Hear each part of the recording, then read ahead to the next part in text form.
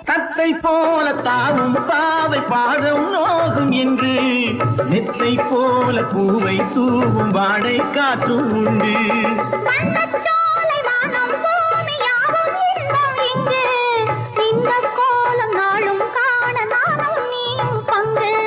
கண்ணில் ஆடும் மாங்கனி கையில் ஆடுமா, கண்ணில் ஆடும் மாங்கனி கையில் ஆடுமா.